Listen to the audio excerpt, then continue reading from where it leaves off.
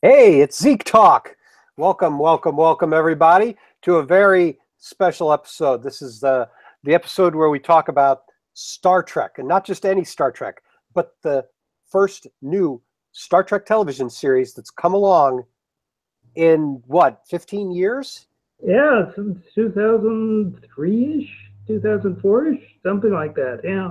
That seems like a long time for a Star Trek show.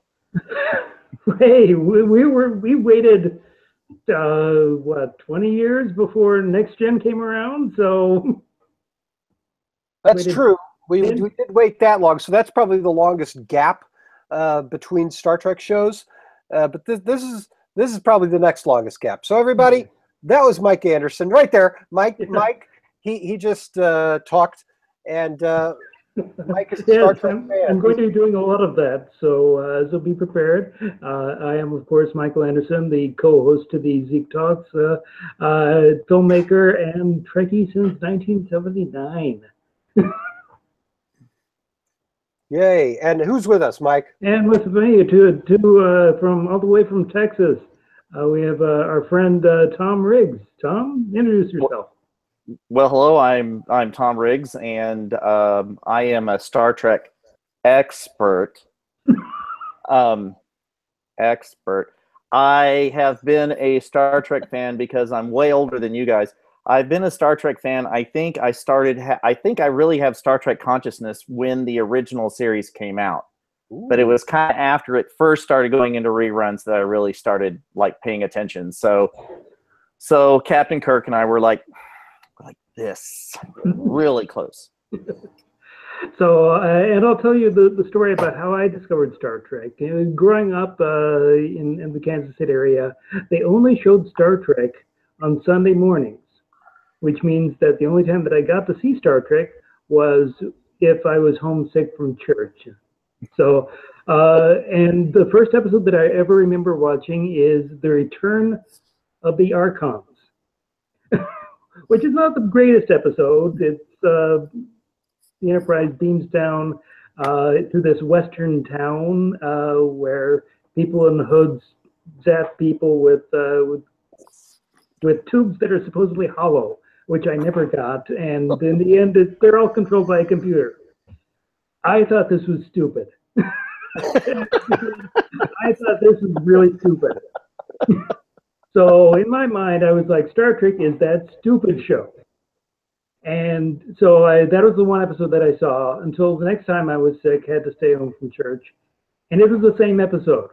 I saw the exact same episode, Return of the Archons. I was like, this is well, is there only one episode? This is the stupid show. And I think I saw it at least once more. I think the first three episodes that I saw were the same episode, which I thought was the stupidest thing ever. And then Star Trek: The Motion Picture came out, 1979, and I remember seeing the posters for it, and I was like, who would want to see a stupid show like that? It's about a computer that controls a western town. But the local station, when Star Trek: The Motion Picture came out, they started showing reruns every day after school. And so I could actually see it. And by the Corbomite maneuver, that was the first episode that I remember seeing, like, that wasn't Return of the Archons, and I was hooked. That was like, my mind was blown. The alien, the scary alien that they saw, actually turned out to be Clint Howard. That was that blew my little 7-year-old mind, and I was hooked.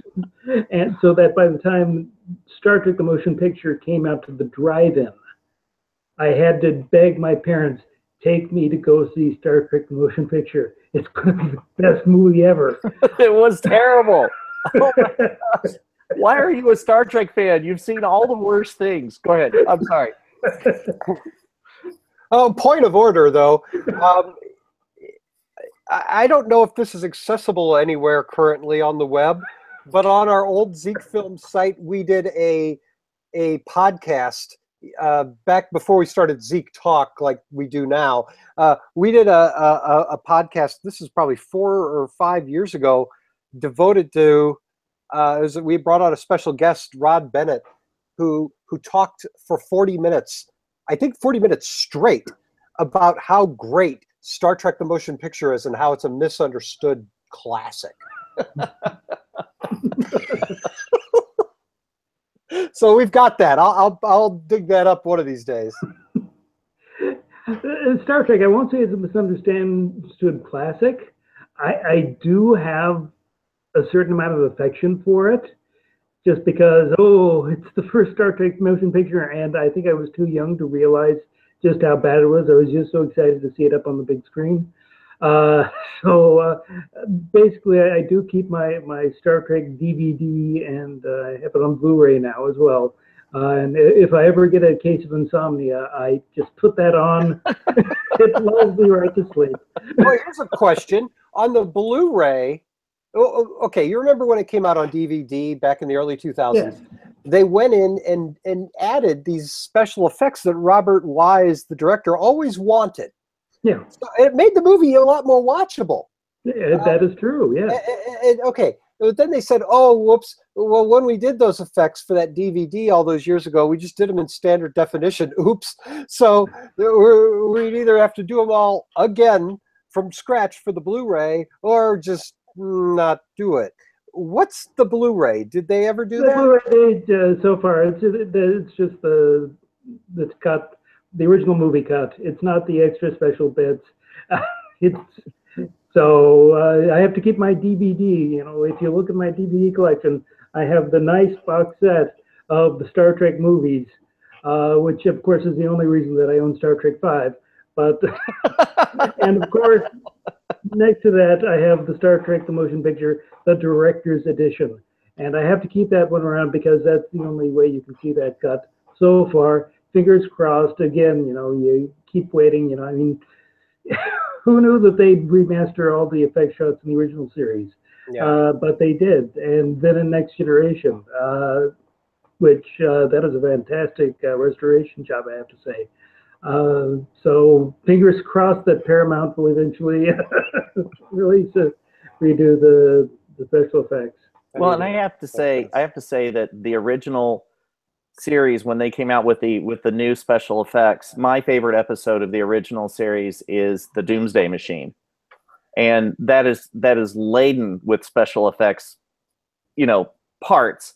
And so seeing the ships kind of turn and weave and the phasers, you know, coming out of the ship in the right way was really, that was, to me, was almost more mind-blowing than anything Star Trek had ever done, was bring out the old series with the terrible acting and the god-awful computer consoles.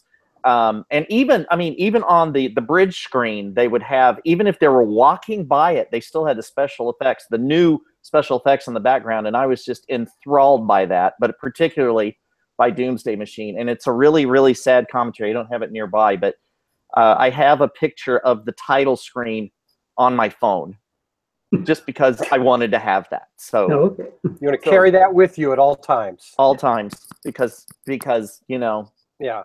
Doomsday Machine. So all that times means except now. Well, you know, it's a good thing you're not holding it up because, you know, if you held it up, then eventually when we remastered this podcast, we'd have to go and we'd have to rotoscope and new effects on your phone. I'm not doing that. Exactly. So I'll tell you how I discovered Star Trek. It's similar to Mike's story, except with a magazine. It was 1979. I was a kid, a pretty young kid, and somebody gave me a subscription to Electric Company magazine. There was the Sesame Street and Electric Company. There were magazines for them. So I was getting Electric Company magazine, and they were always putting movies on the cover.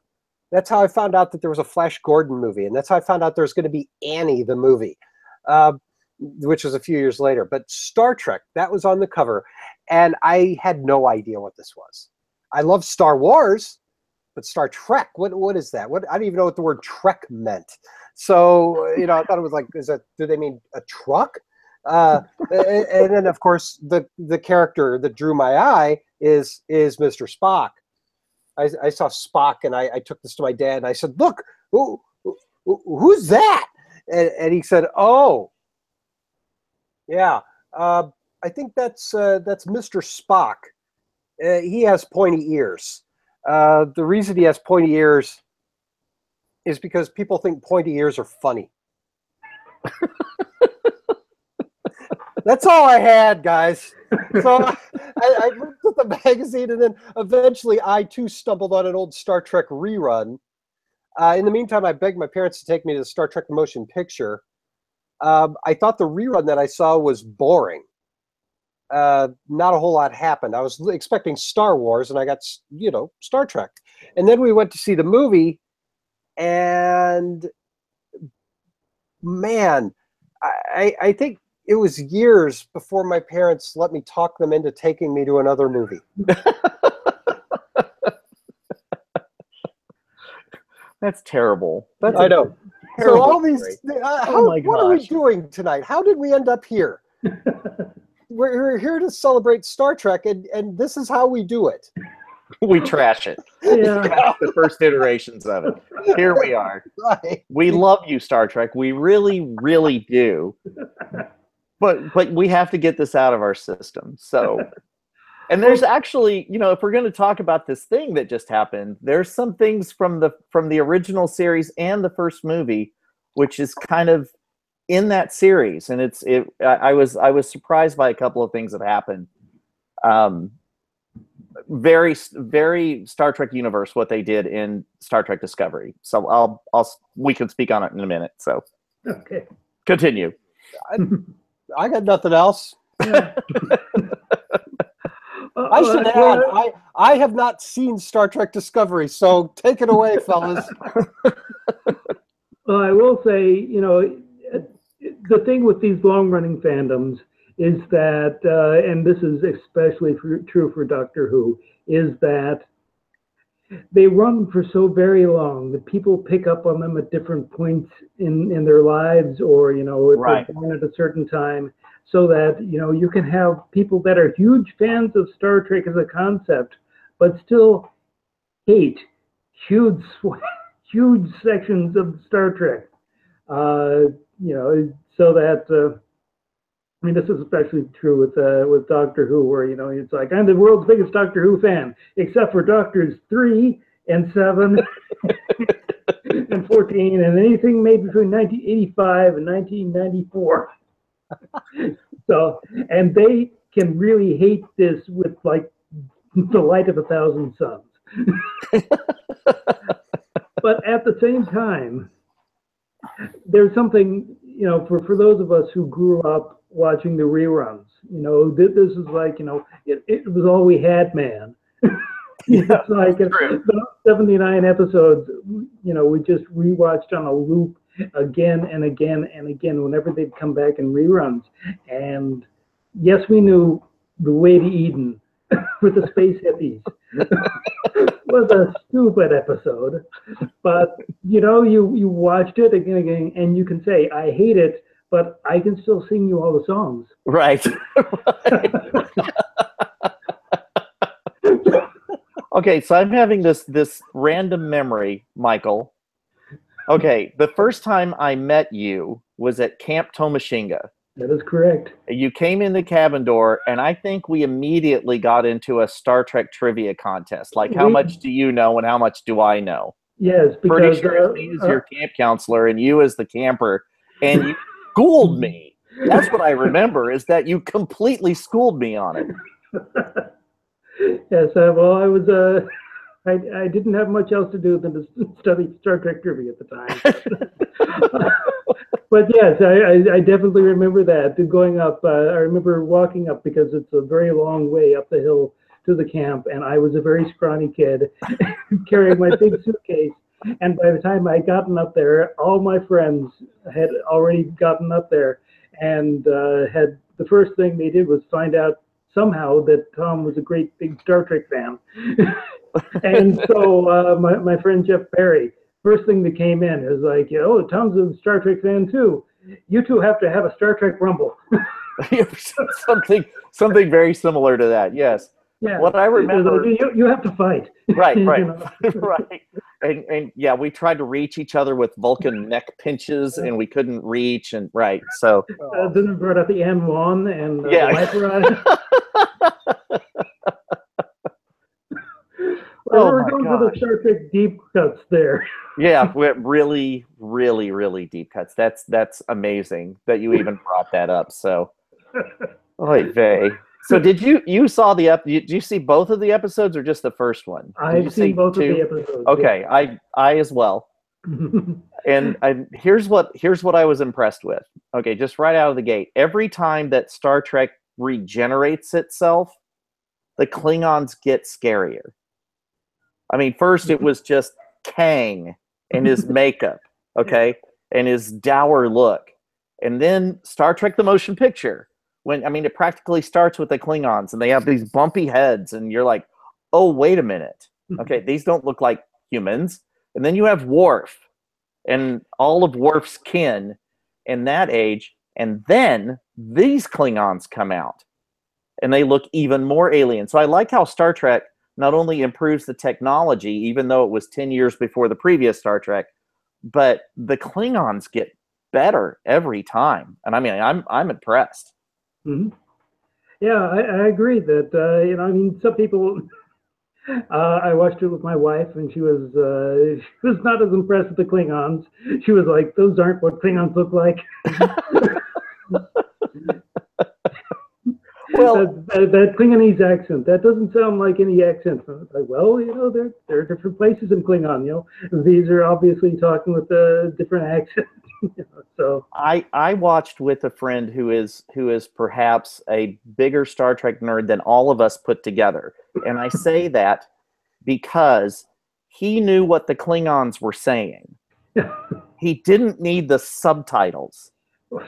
That beats the crap out of me. I mean, we have to get him on here then, because he clearly knows way more than we do, because he's read the Klingon dictionary and can speak it with other nerds. So I'll just say it. He should take my place.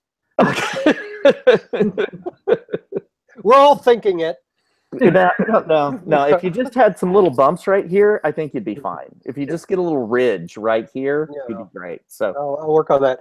I remember being fascinated by those Klingons. I was just going to go try to look up a picture of what you were talking about, because I'm fascinated by this. What era does Star Trek Discovery take place in? This is a prequel that takes place right before the original pilot, which was The Cage, which was the captain of the Enterprise, Captain Pike, who was the captain before Captain Kirk. So this is like a prequel to the first episode, which is a prequel to the rest of the series. So yeah, go ahead. Yeah, it's like, imagine like 10 years before Captain Kirk, approximately. Well, what about Enterprise, the show, the previous Star Trek series? Enterprise was supposedly like 100 years before that. Okay, what about Forbidden Planet? Forbidden Planet is in an altered universe. Oh, come on. Everybody knows that's secretly Star Trek. Right? All right. Carry on. Well, if we see, the thing is, with all these different iterations, at this point, people are saying, well, obviously this doesn't look like The Cage or the old series. And of course, if they were to do the new series with sets that look like the old series, they'd be a laughing stock. Obviously, you can't have computers that are the size of a room. You can't have, flashing lights that don't do anything. You can't have, the mini skirts and the velour. Yes. As much as we might like it. This is not Star Trek anymore. To a degree, it kind of isn't. But if you say Starfleet Command and Federation of Planets and USS, whatever, Shinzu, then it's still Star Trek. But in many ways, it didn't feel like it. It was darker, for one thing. It's the USS Shih Tzu? Shinzu. No, not like the dog. No. Yeah, I was going to say. No, not like the dog. Okay. Did I get that pronunciation right, Michael? I believe so, yes. Yeah, okay. So, but I mean, the whole series, seeing the previews for what's going to be coming up, this whole series is going to be kind of darkish, and it kind of reminded me of the reboot of Battlestar Galactica to a degree. That it's going to be a lot more dramatic, and the episodes are going to trail one to the next, rather than each episode being able to stand on its own. I loved the Klingons. I absolutely liked what they did, but again, it's like each time we make a new series, we have to. I just have to get this. I'm sorry.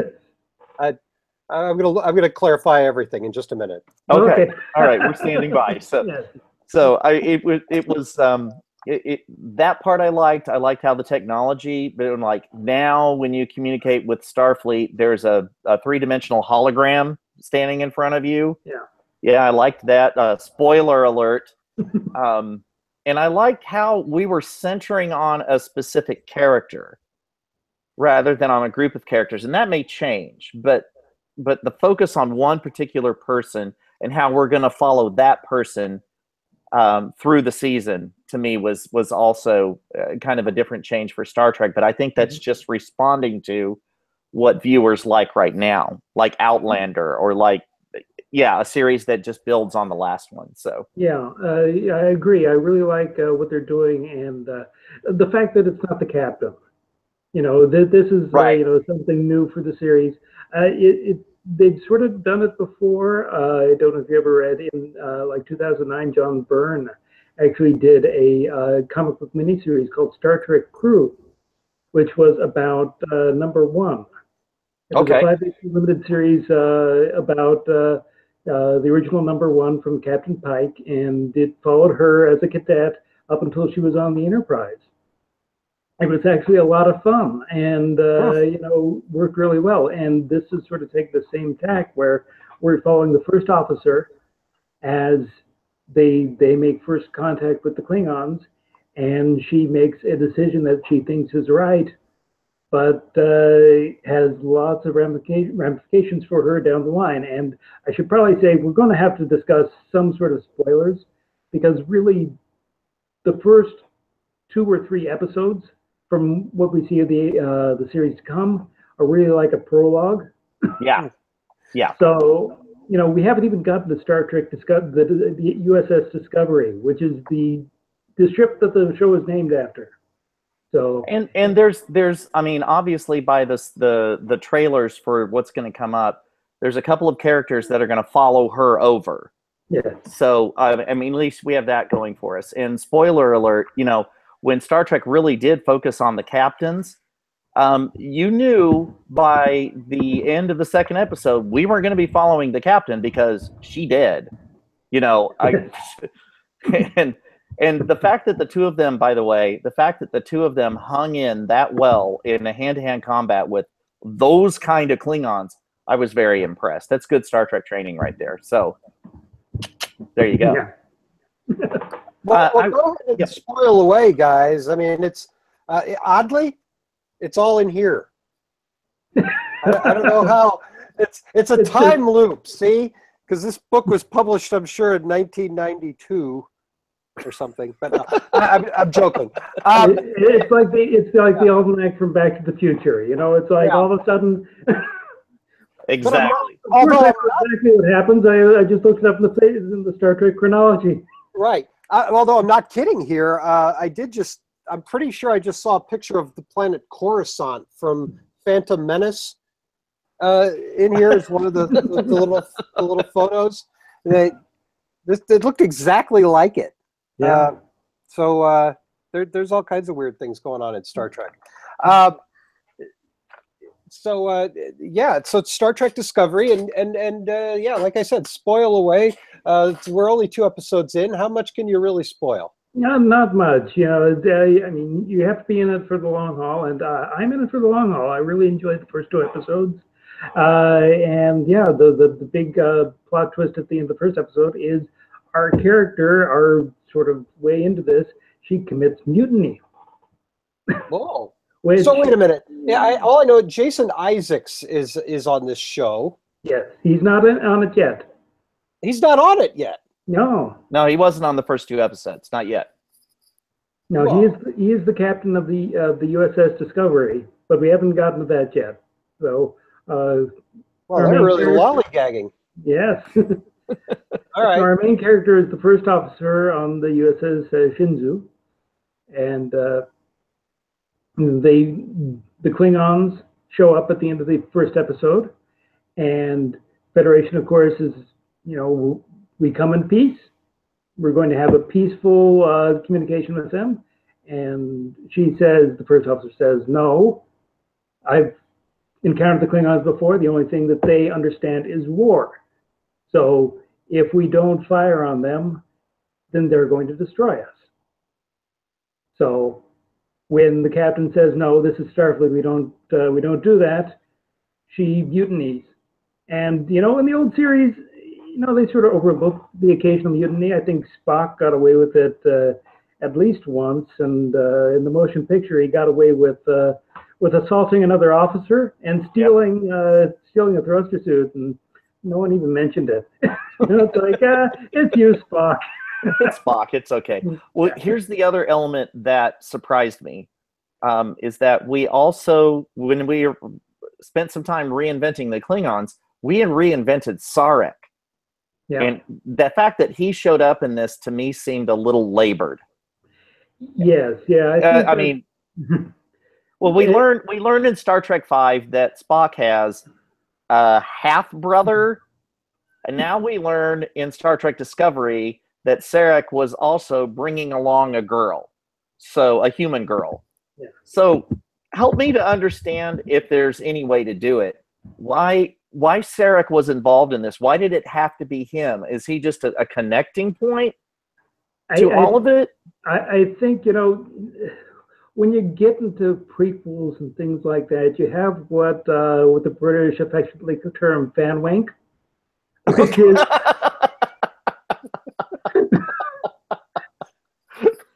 it's pointless references to other episodes that are made just so the fans can have that little orgasm of joy.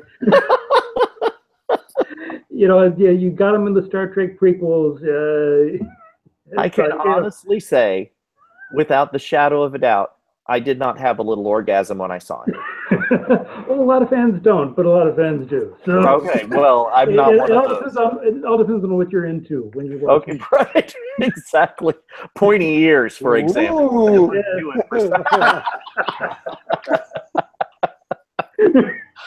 Star Trek chronology with a centerfold. Got it. Right. Clearly, that's Deanna Troi. That's for Hugh Hefner right there. Okay, there you go. Oh, Hef, rest in peace. So, I heard, somebody said that, wherever for Hugh Hefner, whether his elevator is now going up or going down, you could be certain that he's not going to a better place than where he was while he was here. It was, there when okay, so BBC America has like all day Monday they show Star Trek Voyager episodes, and as when that was first released, I don't know that I paid that much of attention to it after the first season. Well, now I'm fully into it, and now the CBS All Access, I can watch the whole thing. I can binge watch the whole series. But I was recalling when Sarek came on Star Trek Discovery, how towards the end of Star Trek Voyager, they brought Q in, they brought Barclay in, they brought Deanna Troi in, and I'm like, is that another? What'd you call that? Fan wank? Fan wank, yeah. Okay, yeah. So I when Sarek came on, I was like, we're just. I mean, why that character? Because he's pivotal in everything that he appears in. Yeah. So, yeah, I don't know. It was kind of a, why did you have to include him? And now I know why, and I just can't say that phrase anymore. It's just so disturbing. Is he a ongoing? Is Sarek going to be like on the show, or is he just kind of? He apparently has a recurring role. Yeah. Yeah, he's shown up in both episodes, and I think he shows up in a couple future episodes. But I mean, this is the same thing that same reason why Boba Fett shows up in Attack of the Clones. It's like so the fans, ooh, it's Boba Fett, or you get the mentions of when Scotty visits and they do callbacks to classic episodes. Well, they did crossovers. I mean, they did crossover episodes with Deep Space Nine and the original Star Trek. Yeah, yeah. It's the same reason. If you watch any of the DC universe, they do the big, massive crossover every season, where Arrow guests on Legends of Tomorrow and The Flash and Supergirl, and Lenny and Squiggy show up with the Fonz. So it's good stuff.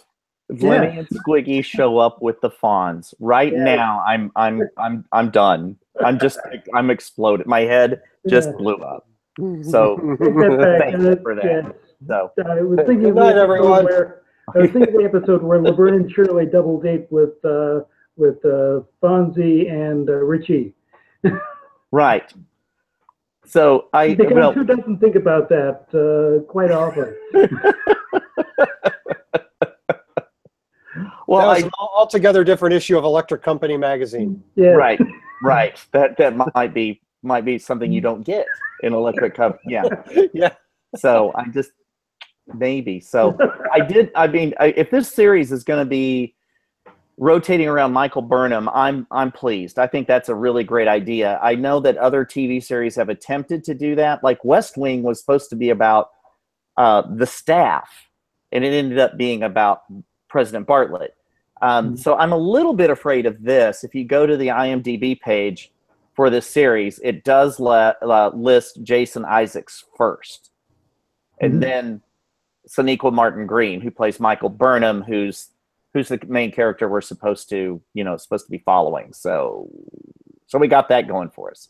Yeah. So I liked Lieutenant Saru. I think he's going to be a real interesting addition to the show. I love Saru. Yeah.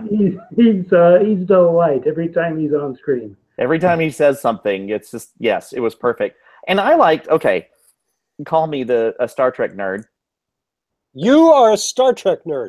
Thank you very much. I like the costuming. I like the Starfleet uniforms. I thought they were pretty good. So no mini skirts, so I kind of missed that. And no low cut Counselor Troy stuff, at least not yet. I mean, who knows what could happen? So and apparently that's already been the discontinuity between uniform styles. Apparently in the tie-in novel, they explain that all away. Where apparently it's Fanlink in the greatest sense. It's the Star Trek Pike Enterprise teaming up with the Shinzu pre-Star Trek Discovery. Interesting. It's by David Mack, who is one of the better Star Trek writers working today. And they have Spock going up on the Enterprise and remarking that the Starfleet is trying out these new jerseys on the Enterprise, these primary color jerseys, and because they think they might work better, and the Enterprise is like a pilot program for that. Fashion forward. Yes. Wow. Which admittedly does have precedence in Star Trek. Deep Space Nine had different uniforms from Star Trek Enterprise with the Next Generation. So yes. It's like the English Premier League. Every season you get a new jersey. It's a new iteration every year. Yeah. So you got to keep costume designers in work, I suppose. That's exactly it. So, but I did like them. I thought that they were actually quite well done, as opposed to the jumpsuit that we saw in Next Generation and Voyager and Deep Space Nine. So I liked they were a little more stylish. Did you guys know that Harcourt Fenton Mudd is going to be on this series? Yes, I had heard this. I did not know it was going to be Rainn Wilson, which I'm thrilled. I'm excited beyond belief. I'm ready for that first episode where he shows up. Yeah, me too. He's actually been teasing it for a while, like on Twitter and Instagram. Nice. Or Nice. the mustache and the beard. Yeah. So I guess So I'm going to be on Star Trek. I want to know how they killed Michelle Yeoh's. How do you say her last name? I don't even know. The captain of the Shinsu. Yes. Okay, the actress, how they killed her in that episode, but it shows on that she's going to be in 15 episodes. So I guess there's going to be a lot of flashbacks. I have no idea. Yeah. Okay, well then that gives me something else to look forward to. So. No, yeah, because I really liked Michelle Yeoh, and I thought that the relationship between her and Michael, Yeah, was really well done, and really built up very nicely. And it was a shame that when she got killed yeah. in episode 2. So you were like, one of them. Well, and I liked there was a technology throwback in this where all the screens were great and three-dimensional, conversations, but then there was the phasers, which looked eerily similar to the original series, and the communicators, which looked very similar to the original series. So I kind of like that throwback a lot. Yeah. Well, I've been told that you should think of the Star Trek different series and everything, and the different looks that it's like if you saw different movies about the French Revolution. That Okay. Yeah. it's referencing the real Star Trek, the real future events there, but it's seen through the lens of whatever decade you're actually making it in. So, Right. Right. in the 60s, obviously, the Star Trek they imagined would be, very bright and colorful and full of Shakespearean Canadian actors. Well, then I have to share this with you is that my eldest daughter is a drama student at St. Edward's University in Austin. And that stage has had both William Shatner and Leonard Nimoy. I mean, after their Star Trek, after they were made famous, they appeared on this stage because it's an equity theater. And I literally went up to, this is Nerdville of the nth degree. I went up to the guy who runs the theater and I said, tell me where they were. Tell me everything. And he goes, well, go stand over there. And he goes, yeah. And he goes, that's where William Shatner delivered like his best line in this play. And I just basked in the aura of it. It was like, I can't believe he did that.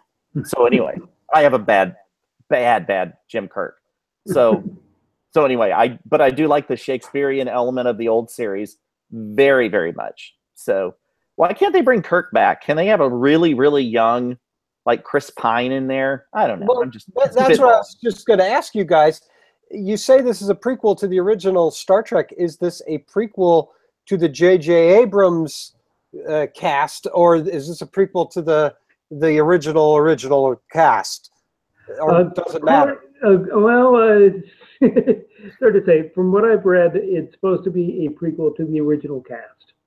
That this is the Prime timeline. This isn't the Kelvin timeline, and that this is going to be that they're imagining Star Trek for a while now. If this does well, they're going to do another limited series like this, and it'll be an anthology series, like Fargo or like American Horror Story, where it's going to be a different crew, a different ship. It's going to be different eras set all in the Star Trek timeline, so that it'll tell a self-contained story. Like over 12 episodes. But, so the plan hasn't been for this Star Trek Discovery to just go on indefinitely as long as people watch it? No, the idea is they want to do a lot of anthology, like Fargo. That will probably be linked in some way, but that way they're not necessarily constrained by being in a certain timeline because you have a large canvas. Right now we have over 100 years of Star Trek that's been on screen, 200 years. From Enterprise, first episode of Enterprise to the last episode of Voyager and beyond, that's a huge amount of time that you can play with. And even going forward, actually one of the things that I'd like to see. I'm not sure if you've read it. I used to read all the Star Trek books, but somewhere in the 90s, things sort of fell away. But one of the series that I did pick up on was the Star Trek Destiny. It was a trilogy of books by David Mack that was sort of at the time, the Star Trek movies had come to an end, and the Pocketbooks was like, let's do something really big and bold that combines elements of everything. And they did this epic trilogy where, it's like 4 different ships. It's like Picard on the Enterprise, Riker has his own ship now, Ezri Dax from Deep Space Nine has her own ship, and part of it takes place in Starfleet, part of it takes place in the past, and it's this epic tale, told over 3 books about it's another Borg invasion, but it's an exciting Borg invasion, and it's the sort of thing that I could see translate very well to like a Game of Thrones kind of thing, because it is such a galaxy-spanning thing, and right now Discovery feels very small because it is just the one ship, and the first 2 episodes it's one encounter, with the Klingons, apart from a couple flashbacks. But the one thing that I remember about Star Trek: The Motion Picture that at the time really excited me, and even now when I rewatch it before it gets really dull and boring at the end, is at the beginning, where it starts off with the Klingons, and then it goes to Epsilon 9, then it goes to Starfleet headquarters, and then to the Enterprise. It's like all of a sudden, it's a big universe. It's not just the Enterprise,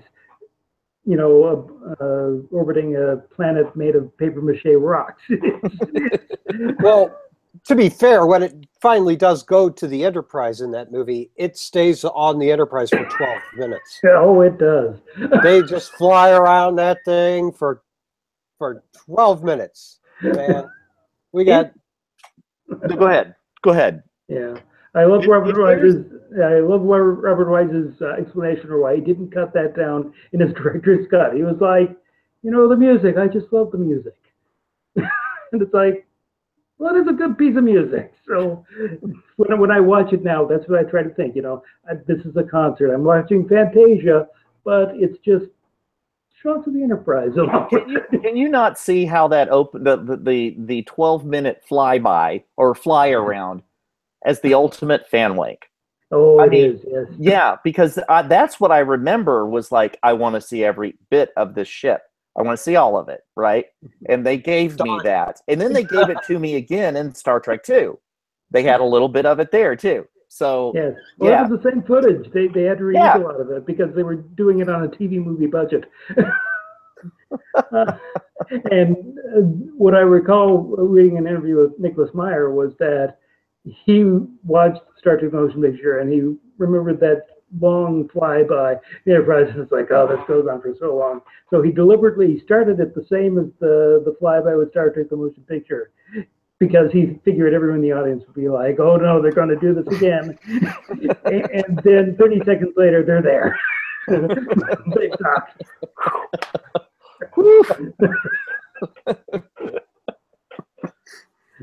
So if Sunday night pull up, and she's being taken to a penal planet or whatever, and then however she gets on Discovery, when we first see it, if it's any longer than how many minutes, then we're calling it dumb. What's your call on that?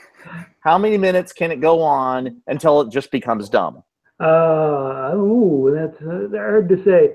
It's partly what's going on in front of it, because for Star Trek: The Motion Picture, all they're doing is looking at it and looking at it. And every now and then, Spock will turn to Scotty and they'll smile. And then they'll look back at it.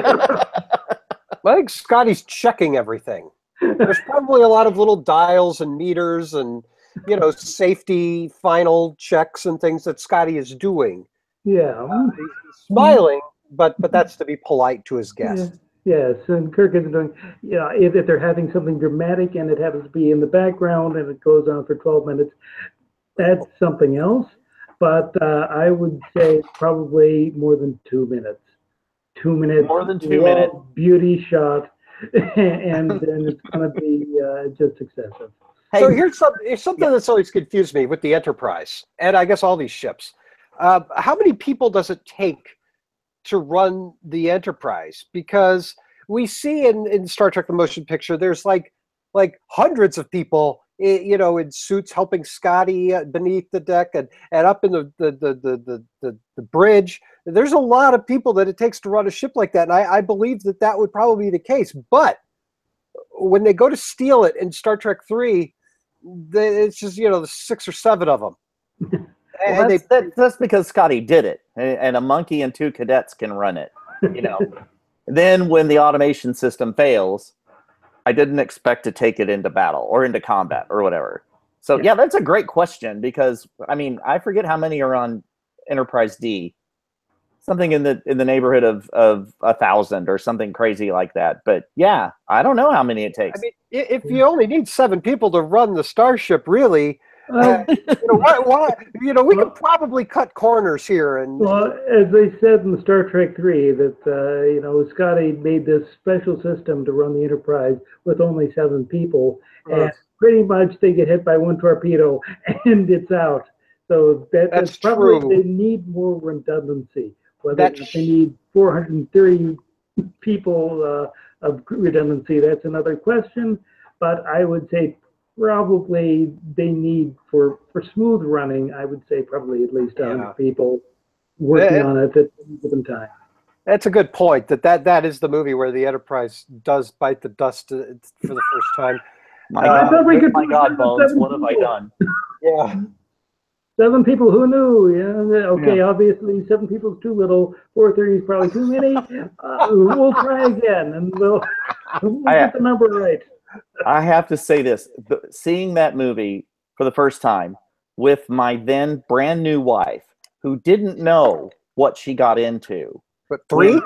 Yeah, no, we're watching 3, right? And the Enterprise is burning up in the atmosphere, and Kirk delivers that great line. My God, Bones, what have I done? And Bones delivers that great line of, you did what you had to do, what you always do, give death a fighting chance to live. I was literally crying, watching the Enterprise burn up in this atmosphere. I had real tears coming out of my eyes. And my brand new wife looks at me like, oh God, what have I gotten myself into? This is just terrible. So I would like to think that Discovery will have a better, better fate than getting burning up in a planet that's gonna blow up anyway. So yeah. That was a really profound thing to say, by the way. I just wanted to throw that in there. No, I appreciate that.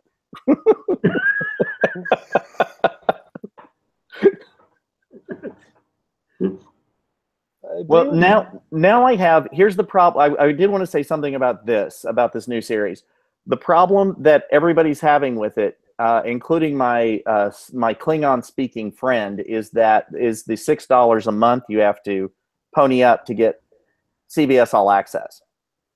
And now that I ponied up the $6, $5.95, I now have 4 people coming over to my house Sunday night. Do you know them? Oh yeah, I know all of them, but I may charge them all $2 and make my money back. So. Right, you should do that. Yeah. You don't know. It's like mother. They're just coming in. Yeah. See, the way I justify it is that I paid like $12 to see Star Trek Nemesis when it came out in the theater, and that movie sucked. I wanted that to be good. I wanted it to be good too, but it wasn't. Patrick Stewart was going around saying, "Come on, everyone, you've got to see this movie. This is it. If this doesn't fly, we're done." And so I came out of Star Trek Nemesis. I was going to talk myself into that this was good because this is an even-numbered Star Trek movie. Right. Yeah, it's an insurrection that sucked too, but for different reasons. But yes, I figure if I can spend $12 on Star Trek Nemesis, then I can spend $12 for 2 months of CBS All Access. And already I've gotten more enjoyment out of these 2 hours than I did of Star Trek Nemesis. Well, and I think maybe the most impressive thing was going through all of the TV shows. I can watch every episode of I Love Lucy now. Okay, I can watch every episode of of Enterprise now. I can watch every episode of the cartoon series for the love of God. So all access. Yeah, so that's $6 well spent. And again, I think I'm just going to charge everybody $2 when they walk in the door. So, yeah. See, and again, I'm judging entertainment at a different scale. $6, that's 2 rentals at a Blockbuster Video back in the 90s. And you don't have to rewind anything. And I don't have to rewind anything. Drive back to the Blockbuster. So, for that thing, $6 for a CBS All Access, I'll do it for now. So what would it take for, okay, so I asked you the question about how long can they show the ship before you think it's stupid. What would it take for Star Trek Discovery to do for you to go, I'm done spending $6 a month? Look what I found. There's Star Trek. Ooh. Basically just reached the point where I don't care anymore, and Enterprise reached that point after 4 or 5 episodes. Right. So because I mean, obviously I'm a big Star Trek geek. If you've lost me, if I am looking at that show and I'm saying, I can take or leave that, then you've somehow failed, and failed on a galactic scale. I'm going to hold up a picture, and Tom, you can tell me, are these the Klingons that we're talking about here, or that you were talking about? Yes. What's going on there? The picture has these bizarre new Klingons, and you're right about that. And they're melting. It looks like they just opened the Ark of the Covenant. What's going on there? I think that scene is where they're honoring the fallen dead or something. Yeah, they're honoring their leader who died. They're letting Stovokor know that a warrior is on their way. So, what I found interesting about the Klingons was not only that. I mean, these are rogue Klingons, by the way. They are not part of the Empire, at least at this point in the Star Trek timeline. But even the uniforms that they're wearing don't look all that battle prepared. No. They look more ceremonial. These look like bones, but yeah. I will say that I could have probably done with a little less talking exclusively in Klingon because I don't speak it, and it does come off as a bit stilted. You can have just the conceit that if we're watching Klingons talking to each other in Klingon, they can be speaking English, but we really know it's Klingon. So I think that would have helped a big deal, because there are big stretches where the Klingons are talking to one another, and it's just Klingonese and subtitles. When my friend Daniel comes over, I'm going to cover the bottom of the screen and make him translate for all of us, just to see how accurate he is. Test his skills. Yeah, that's how accurate are you. And by the way, who else do you speak Klingon with? Okay, it should say something about my friend Daniel that he's in his 50s like I am, and he's still not married. So, hey, here's what Doug Jones is in this. Our friend, the original Mac Tonight from McDonald's commercials. He wore the moon head. He was the first one to wear the moon head. Doug Jones. He's the tall, thin guy. Lieutenant Saru. He's the one that we were gushing about. He's great in this. You like him? Oh yes. Okay, so that answers the question. I was going to say, well, what's his part? But I guess his part is the guy who says the things that you tune in to hear. That's right. What did you? He plays a member of a race who are preyed upon, and so they have a very keen understanding of when danger is around, and they will let you know. And they will say, we can avoid that if you'd like. If you'd like to avoid that, we could do that. That's called spider sense. Yeah. Ah, Yeah. nicely put. Yes.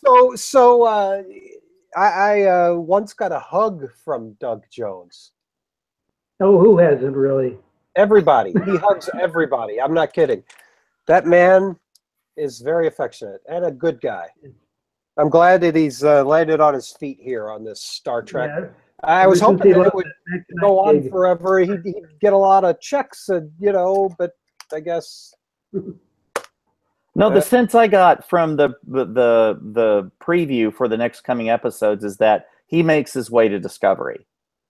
That's the sense I got, but I could be wrong. Yeah. So I think so too. I think, when they were creating it, when they got to the end of the episode, it was like, we really like this character. Maybe he can get to the rest of the episodes too. And I should point out that there is a little bit of behind the scenes turmoil that's been going on for Star Trek Discovery. Brian Fuller, who of course did American Gods and Hannibal and Pushing Daisies and Wonder Falls and Dead Like Me. He's a fantastic showrunner and writer, and got a start writing for Deep Space Nine and Voyager. And he's always wanted to do a Star Trek series, and they hired him to be the showrunner. And unfortunately, conflicts came up, and Discovery was delayed, and he wasn't necessarily getting along with the uppity people at the CBS, the network executives, and so he eventually left. Although his fingerprints are really all over the storyline and the characters and everything like that. You can see that, but he was, the show was taken over by a few of his writing friends that had worked on Pushing Daisies, and also Akiva Goldsman, the writer of Batman and Robin and other cinematic masterpieces. Yeah, that was a long time ago. We need to. I think we need to let go of the Akiva Goldsman circa 1996. Because hasn't he done better things? He's won an Oscar since then, yes, and he worked on Fringe, which I thought was a fantastic TV series. So, but it's like the old friends. You always razz them about that one thing that happened in 1996. No, he did a lot of. We used to make fun of him on the Wonder Show back in the because of all the his name was just synonymous with these overblown Drek movies. But then it did turn years later. He found dignity. Like Star Trek. Yeah. Much like Star Trek. You could argue Star Trek always had dignity, even when it was stupid. I like that. I like that summary right there. It always had dignity, even when it was stupid. Yeah. Well, I don't know that there's many things in this world that you can say that about. Yeah. So well put. Well put. That's why I'm here. Well, fellas, do we have any last things to say? Because it has been an hour, and I don't know about you, but I've got places to be. Okay, summing up, I really enjoyed it. If you can spare $6, I say go for it. It's worth it, and you can watch every episode of I Love Lucy too. I also wanted to plug our friend Keith DeCanto, who is another Star Trek novelist, is reviewing the Star Trek Discovery on Tor.com. You should check that out. It's very insightful reviews. He also did a rewatch of the original series and Deep Space Nine on there, and you can read his very fun recaps there. Very good. And I would say my recap is it is worth the $6. And if it becomes this kind of episode to episode element, I'm thrilled with that. I think that really resonates with a lot of viewers now.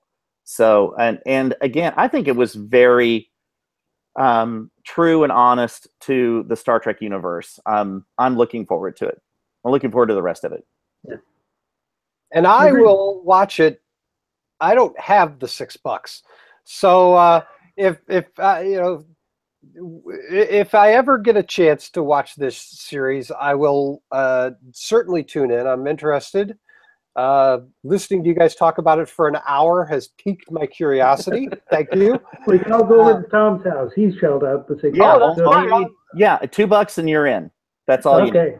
And a drive to Texas. That's Well, right? that's incidental. We Yeah. can swing that. Yeah. All right. Everybody, thank you. Star Trek Discovery is out there, and it's a good show. So that's what I'm hearing. ZekeTalk is in association with ZekeFilm.org, the website. You can go there and read our film reviews, our content. We just added a new face to the Zeke Film website this week. Jeff Knight, Mike's friend and mine. We're really thrilled to have Jeff aboard. We've already posted 2 reviews by him. One of the 1974 version of The Great Gatsby, which was a snooze. And then the other review is Conquest of the Planet of the Apes. And I should mention that Jeff Knight will be joining myself and John Gross for the ZekeTalk webcast next week, when we will be discussing just what the heck happened in this Twin Peaks: The Return series. We That's have right. some theories.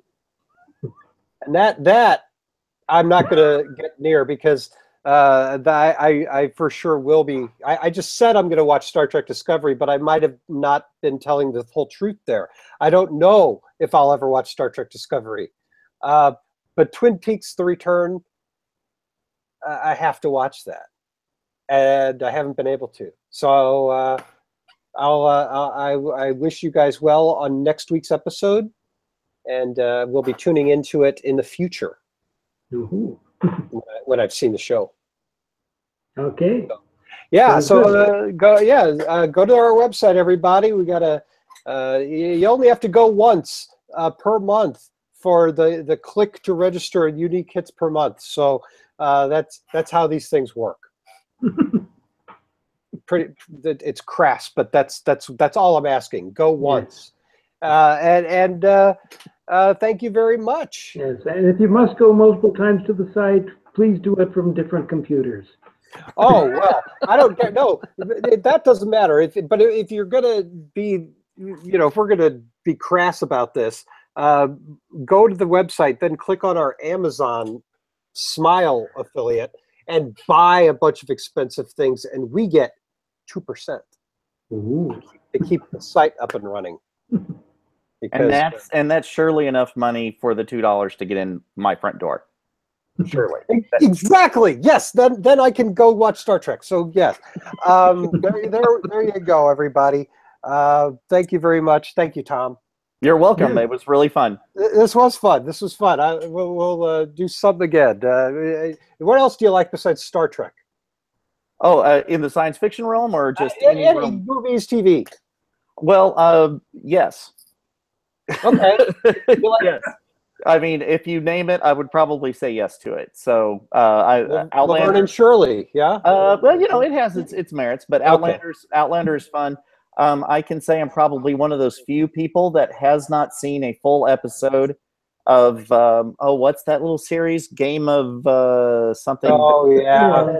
I haven't seen a single episode of that, so maybe it's time to binge. Okay. I don't know. Yeah, let us know what you think. I watched the first season and I was kind of done. That's a whole lot of the castles and men wearing heavy pelts of fur, and I don't know. I heard Stephen Colbert refer to Game of Thrones as Lord of the Rings, but with butt stuff. Yeah. Yeah, that's about right. That's not wrong. He's not wrong. Yeah. Well, somebody on Zeke Film, our website, posted a think piece about Game of Thrones a few months ago, and I have to say that did pretty well for us by our standards. We're a small potatoes outfit. That did pretty well. So I will gladly take more. That's right. We're working our way up to big potatoes. Big potatoes. Big potatoes.